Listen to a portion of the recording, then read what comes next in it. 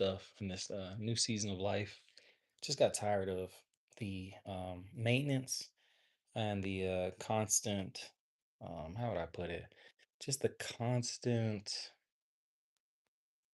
thought, like it was cyclical every single day, having to deal with my hair, having to deal with the upkeep, having to deal with it when working out, even sweating, getting product in my eyes. So, anyways, that's why the new look, it is what it is. It's just, it's seasonal. I cut my hair off often. But do I keep it this low often? Nah. But I like it low. Makes me look a little bit more sleek. I would say probably a little bit more athletic in some instances and a little bit more serious. But anyways, if you want to skip ahead to the 3 minute mark, today we're gonna be reading Focus. It's patterns, messes, and something else. What is it? We're in part four, the bigger context. Pattern systems and messes. So, anyways, I'm gonna go get my midnight tea and then I'm gonna be right back on it. So let me just grab this real quick.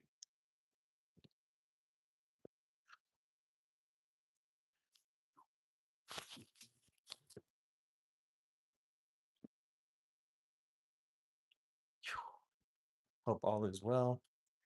I'm just playing catch up. As promised, you know, working on flight school.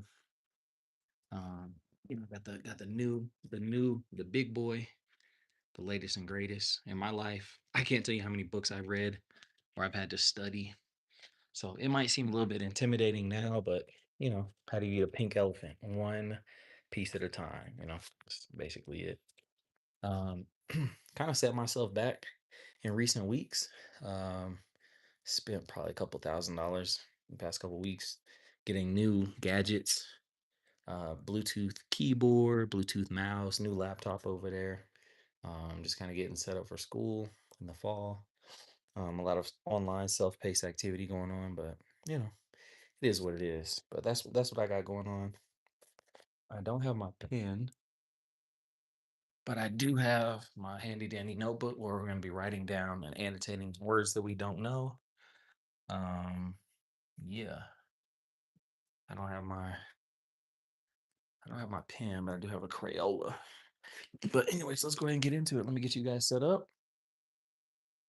As such, this should be an easy read. This is only, I believe, like I don't know, pages. So we're gonna knock this out. It's probably a 30 piece, meaning like 30 minutes or less. All right, 3 minute mark. Let's go. Patterns, system, and message. While he was visiting a village in India's Himalayan foothills, a fall down some stairs left Larry Brilliant confined to the bed for weeks to heal a back injury. To while away the hours in the isolated hamlet, he asked his wife, Garia, to see if the local library had any books on Indian coins. He had been an avid coin collector as a kid. That's around when I first met Dr. Larry, as his friends call him, an MD. He was joined, okay, an MD. He had joined the World Health Organization initiative to vaccinate the world against smallpox.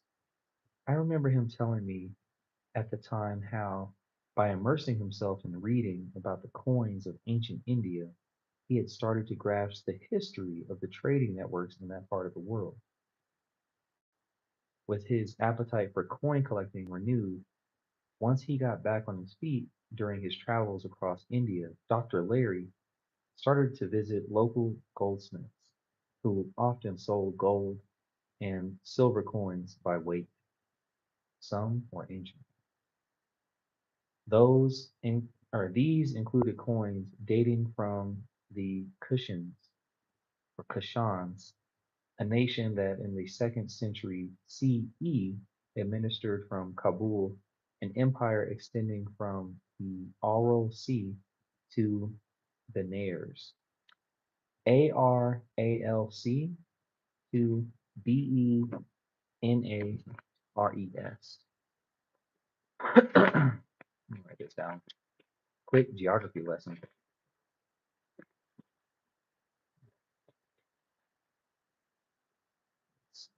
Chapter 12. Arrow seeds to Benares. I have to make time to catch up on these words. Cushion coins adopted a format borrowed from a conquered group, the Bactrians, descendants of Greek soldiers left behind to man outposts from Alexander the Great's foray in Asia. Foray. Foray. All these words might be here a long time, but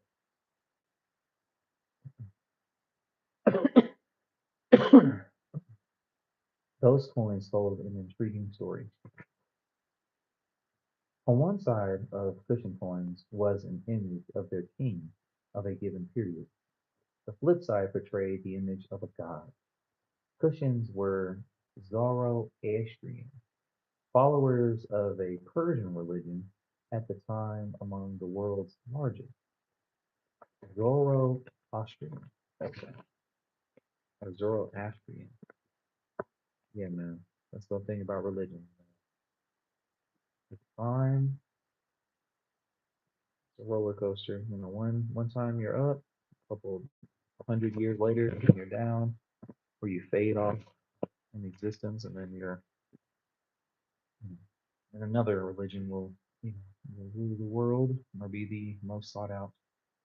So Kushans were Zoroastrian or Zoroastrian. They're followers of a Persian religion at the time among the world's largest. But various cushion coins depicted not just their Persian deity, but also a wide variety of divinities like Shiva or Buddha, borrowed from Persian, Egyptian, Greek, Hindu, and Roman pantheons, even from nations far distant from Kushan territory. How? In the second century, could an empire centered in Afghanistan learn so much about religions and pay tribute to their deities, ranging far beyond its borders? The answer lay in the economic systems of the day. The Kushan Empire allowed, for the first time in history, a protected linkage between the already vibrant trade routes of the Indian Ocean and the Silk Road.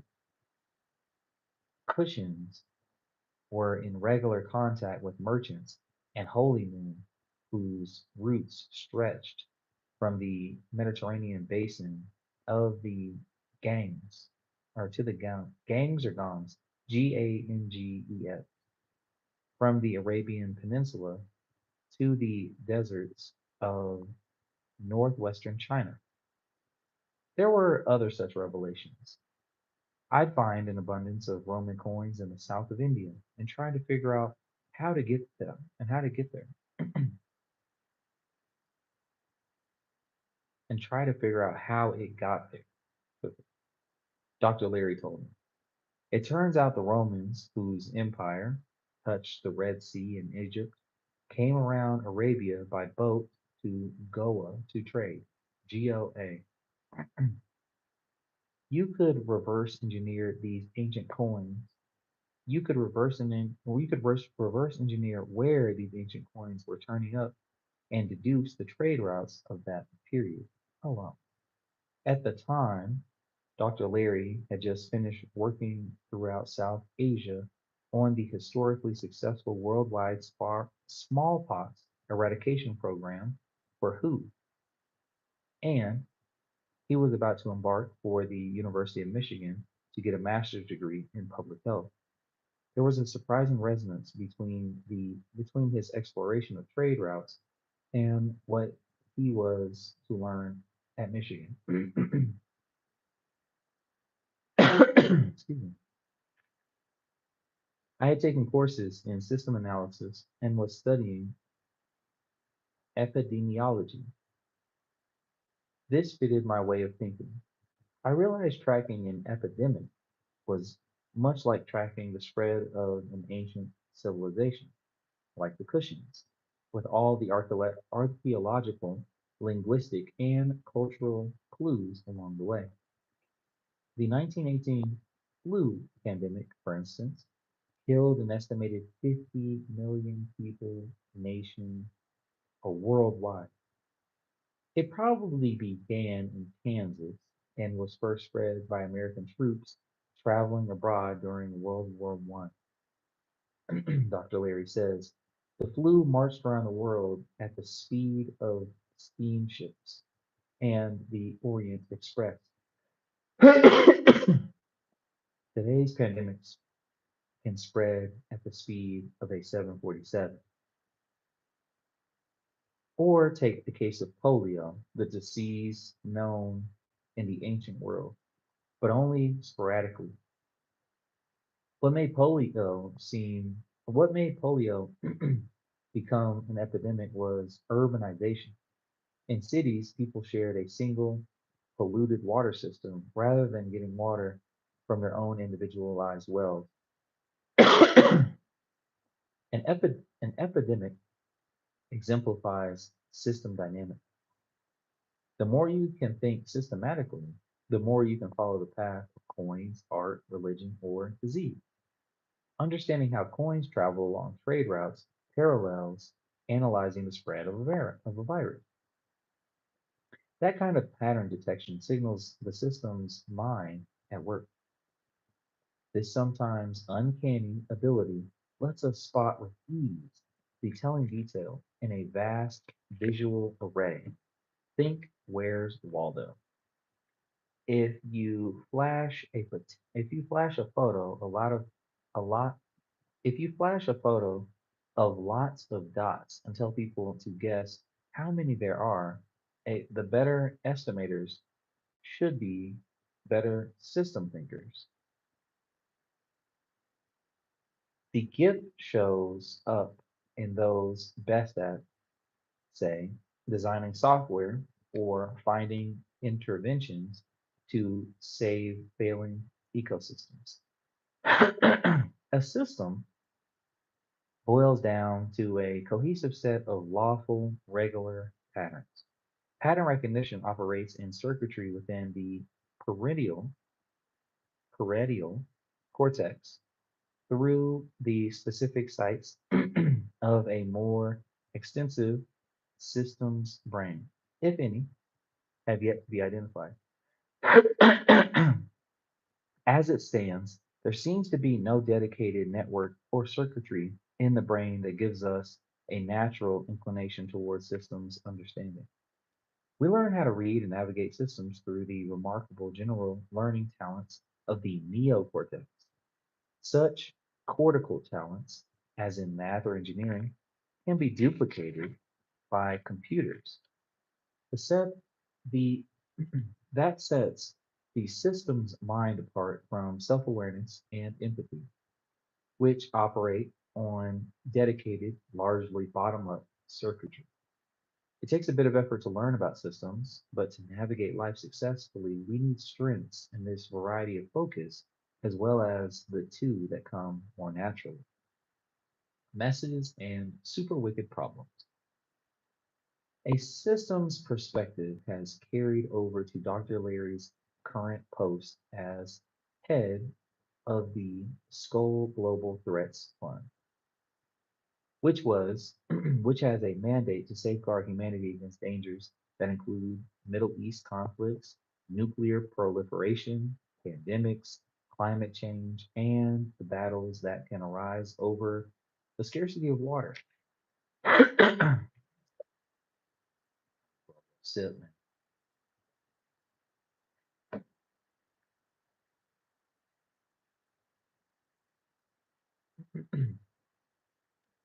we find the hot spots, the points where trouble might start. Take water scarcity and the struggle among three nuclear armed nations, Pakistan, India, and China. About 95% of water in Pakistan is used in agriculture, and India is upstream of most of the main rivers. Ugh. Pakistanis think that India manipulates floodgates in India and controls when and how much water Pakistan gets. And upstream from India, Indians believe that China is controlling the water flowing out of the third pole, the ice and snow of the Himalayan plateau. No one knows how much water flows through these river systems and at what season, or how many gates control that flow, or where, or for what purpose. This data is shrouded as a political tool by the three governments, Dr. Leary says. So we support the gathering of the data by a trusted third party and making it transparent. That will allow the next step analysis of the key nodes and the ouch points. A random response will be essential for combating any future global flu pandemics caused by mutating strains for which no one has immunity. Yet that response will have no chance to be pre-tested. The situation will be unique in history. Therefore, for example, no 747s during the last pandemic in 1998, and the stakes are so high, there is no room for error. These are among the qualifications that rank pandemics as a wicked problem, not even in the sense of evil, but rather meaning extremely hard to solve. Combating global warming, on the other hand, poses a super wicked problem. There is no single authority in charge of its solution. Time is running out. The people who seek to solve the problem are among those, all of us, who cause it, and official policies dismiss its importance for our future. What's more, both pandemics and global warming are what are technically called messes, where a troubling predicament interacts in a system of other interrelated problems. So, as Dr. Larry points out, these are incredibly complicated dilemmas, and lots of data and lots of the data we need to solve them are missing. Systems are virtually invisible to the naked eye, but their workings can be rendered visible by gathering data from enough points that the outlines. Hold on. Systems are virtually invisible to the naked eye, but their workings can be rendered visible by gathering data from enough points that the outlines of their dynamics come into focus. The more data, the clearer the map becomes. Enter the era of big data. Years after his coin collecting days in India, Dr. Leary became the founding executive director of Google.org, Google's nonprofit arm. Google's nonprofit arm. While there, he brought about one of the first widely hailed applications for big data, flu spotting. A volunteer Google team of engineers working with epidemiologists from the Centers for Disease Control and Prevention analyzed an enormous number of search queries for words such as fever or ache connected with flu symptoms. We used tens of thousands of simultaneous computers to search every keystroke on Google over 5 years to create an algorithm to predict a flu outbreak, Dr. Leary recalls. The resulting algorithm identifies flu outbreaks within a day, compared with the 2 weeks it typically takes the CDC to notice hotspots for the disease based on reports from physicians. Big data software analyzes voluminous, voluminous.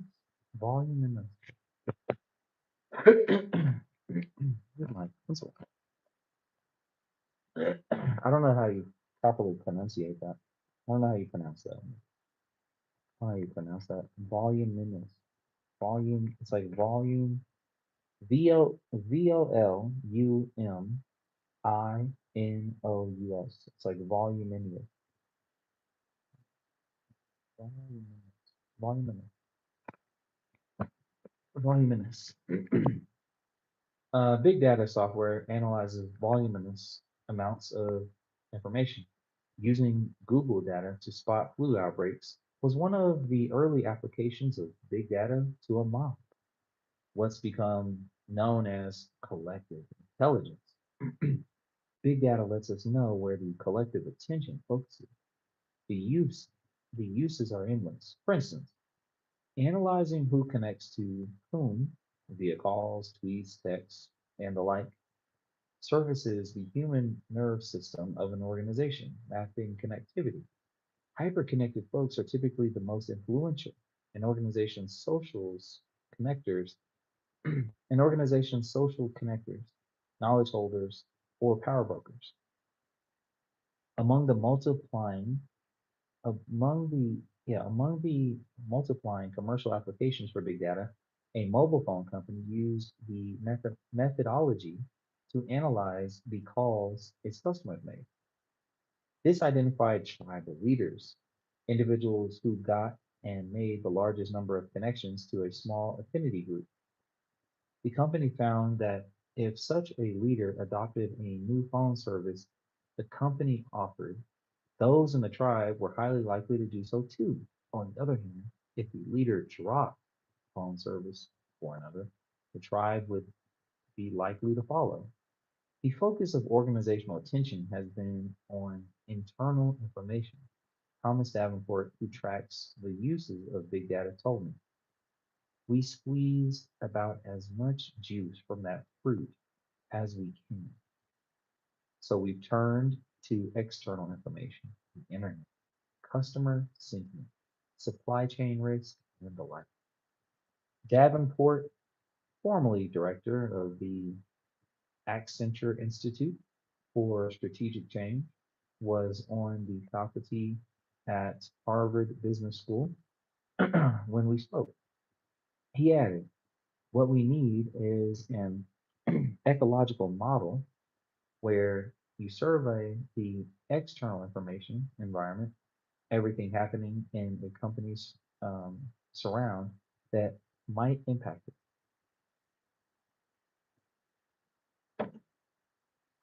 And my throat is itching. Do pause. The information an organization gets from its computer systems, Davenport argues, can be far less useful than what comes in from other sources in the overall ecology of information as processed by people. And a search engine may give you massive data, but no context for understanding, let alone wisdom about that information. What makes data more useful is the person curating it. Ideally, the person who curates information will zero in on what matters, prune away the rest, establish a context for what the data means, and do all that in a way that shows why it is vital and so captures people's attention. The best curators don't just put the data in a meaningful context, they know what questions to ask. When I interviewed Davenport, he was writing a book that encourages those who manage big data projects to ask questions like these. Are we defining the right problem? Do we have the right data? What are the assumptions behind the algorithm the data gets fed into? Does the model guiding those assumptions map on reality? At an MIT conference on big data, one speaker pointed out that the financial crisis of 2008 onward was a failure of the method as hedge funds across the world collapsed. The dilemma is that the mathematical models embodied in big data are simplifications. Despite the crisp numbers they yield, the math behind those numbers hinge on models and assumptions, which can fool those who use them into placing too much confidence in their results. At that same conference, Rachel, what? Oh yeah. At that conference, Rachel Shutt, a senior statistician, statistician, statistician, statistician. That's not right.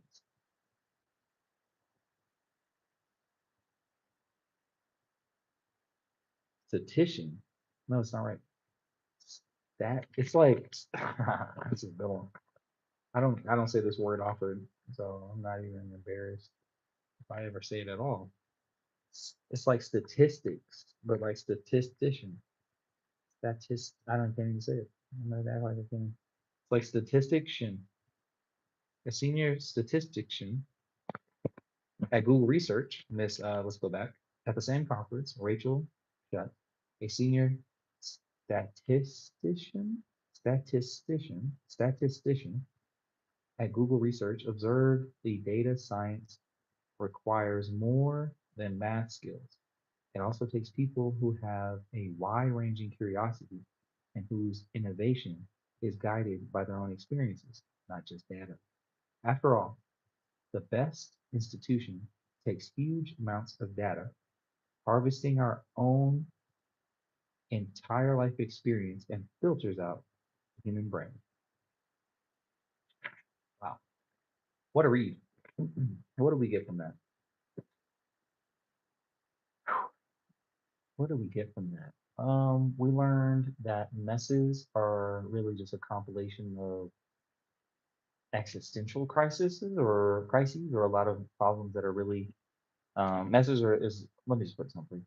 Messes are a compilation or a layering of multiple problems. So when they spoke on the um it's not what was it like downstream of what was it, Pakistan, India, and China,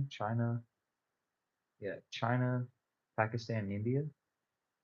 No, China, India, Pakistan. Anyways, and they just spoke on how that was a mess. And then patterns, obviously, just you guys know what pattern is. But what was the third? I missed it again, even on the last read.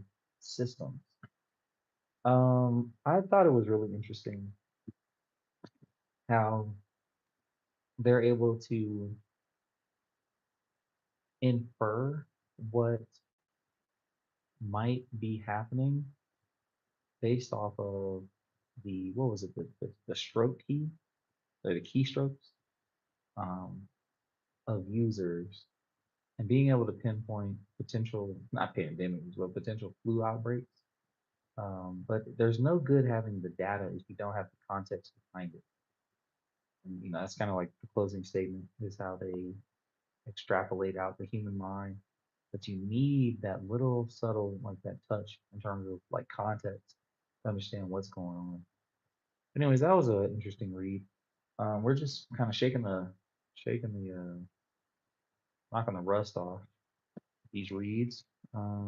We are now in part 4, I believe, chapter 13, and I don't think there's any more than like 20, maybe 26 chapters, maybe. Yeah, there's acknowledgments, and then what's this last chapter? The big picture. Yeah, 21. So there's only we got 8 more chapters of this. Um, yeah, again, what are we at? Oh, we haven't hit 30 minutes, so we'll be out of here soon.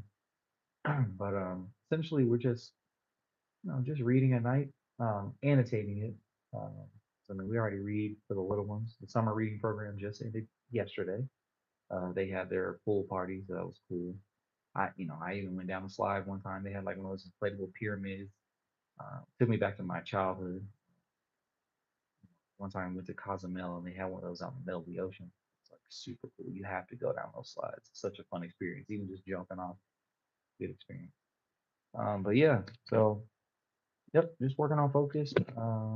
Not to mention I'm already juggling, learning about the power plant on an airplane, the propeller, understanding how, what is it, the engine turns the shaft, which then adds or spins the propeller, which then creates thrust, which creates forward movement on an airplane. These are like, bruh. And then understanding there are um, four stages of the four stages of what is it, combustion? There's a term for it, but just understanding intake, combustion, no, intake, compression, ignition, and then exhaust, right? It's just a lot, man. We're learning so much, so many random things at one time. So I'm trying not to overwhelm myself throughout the day. But yeah, it's just just got to keep it all in. But eventually, a lot of this will stick. We don't start flying until roughly less than 30 days from now. And so learning all the ground stuff now is like it's gonna get me more. It's gonna put a lot of it together, a lot of it together. Putting the knowledge to the experience, a lot of it will click. But anyways, this video is not about that. The words that we have written down from today's read: Zoroastrian, some sort of religion out, uh, out country actually. In the East. It was such a so much. Yeah, yeah. Oh, the Kushans or the Kushans, followers of the Persian religion. Yeah, Zoroastrians. Yeah. Oh, pantheons. We're gonna write that down. When speaking about deities, it's interesting. I can get on a whole rant about religions and you know how they're birthed, how they're implemented, how they stood the test of time, why they might have been necessary for some nations, and how they could be, used as a controlling mechanism. A lot of good has come out of some of these, but then a lot of like religious wars have happened behind these things. Just like it's a lot, man. It's a lot. But religion's just a whole nother beast. I'm no scholar. Let's see. Errol sees to yeah. Benares, Benares. And then this one messed me up. I don't know. I've never even heard this. Statistician? Statistician. Statistician? No, statistician. Statistician. And that's it. Statistician. That's it. Statistician. That's right. And then voluminous. But that's not right. Voluminous. Because there's no I before the O. Cool. Anyways, this read was fun. I enjoyed it. Um, yeah. Tomorrow, hopefully, I can get to this a little bit earlier. But I'm just doing my best to try to get to this whenever I can. At the time of this recording, it's actually Saturday night, July 25th. But by the time this is posted, it'll probably be like August, right? So there's that. But yeah, man, we're just grinding. It's been fun. If you guys make it to the end of these and you guys are real troopers, just it means a lot. But I just post this for my own sake because it's therapy, it's accountability, and it's meaningful that I see this all the way through. Even if I just do one book and post it on this channel, you know, I do my own reading offline, but this one I'll just, you know, close this chapter and then for those that care, they can check it out. But there's a couple other books that I think might be of value. But I also want to do a nightly series because more importantly than the reading, it's the habit that is formed, the structure that is being created. Like this is a system coming in, doing this at night, or just making time for this. So then what I'm going to do is eventually swap out and get back to, you know, maybe doing reactions again. Maybe spending this time writing and creating my own content, like newer, fresher, more insightful um, content. But we'll see. We'll see. Enough yibbity yapping. About to finish off my nighttime tea and then go go to bed. And also by doing this, most importantly, it keeps me off my phone. Although the light is here, the phone is here. It gives me about a good 30 minutes, even though it's reading, and hopefully it doesn't really like, keep the synapses firing or keep me too wired. I feel myself stammering and stuttering a little bit as the night goes on. Um, uh-oh. I'm hoping my Bluetooth, hold on. Oh no, it's still connected to the phone. I was like, bro, I thought this was connected to my headphones. I think chapter 5 or chapter 6 is mute. I was like, do I go back and read that? Do I go back and do it justice, or do I just like, I know I read it. I know I sat there for like 50 minutes and read it. Do I go back? We'll see. Probably not. But anyways, yeah, more importantly, this gives me an opportunity to be off my phone, which is so important. That's like a video I think I'm gonna post too, is the importance of not being on your device the first waking moments and the last moments of your night, because I feel like it rewires the dopamine receptors in a person's brain. If you're one, if you're staying up, the blue light's going to keep you up. But if you're like every night, it's like the equivalent of like, I don't know, staying up watching prawn, or gambling, or like, I don't know, eating candy, or it's the same thing as being on your phone. Again, I'm no scholar in this. I've seen studies on it. I've seen videos on it. I mean, you can find the research on it. But I have to do away with that. So that's why I'm more elated to read at night than I am to do anything else. And technically, I really don't have. I mean, it's technically it's still doing content, but remember, working while working is like a theme that I really enjoy. But anyways, uh, yep. But if y'all want to know what your boy's been up to, this man, shit, this. You know what I'm saying? Going through this. Tools, new toys, you know, learning maneuvers. I gotta finish that video. Uh, yeah, man. That's the big boy right here. Yeah, man. Oof. Yeah, probably about an inch or two. Big book, man. Big ass book, boy.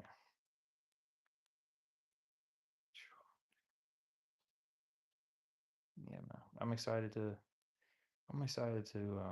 get to the point where I'm confident in being able to reference this. This reminds me of the PDG. Like a lot of people were like, "Oh, I'm intimidated," but hey, man, how do you eat a pink elephant, man? One piece at a time, man. Just one chapter at a time, man. Or find the MKTS and find out what's most vital in the book. It's a military reference, but for those who know, they know. I can just tell you this: the moment that I got serious, I only had to take the test one time, every time. So that's how this is gonna go. Because we're gonna get serious, and I don't feel like messing around taking this 100 times. Anyways, I'm excited about all the things I got going on in terms of reading and learning. So that's kind of why it's like, why are you getting off track with flying and this video? So we got focused. We wasted 10 extra minutes. We didn't waste 10 minutes. We gave you 10 more minutes of our time. But anyways, appreciate y'all. I'm out of here. Peace, man.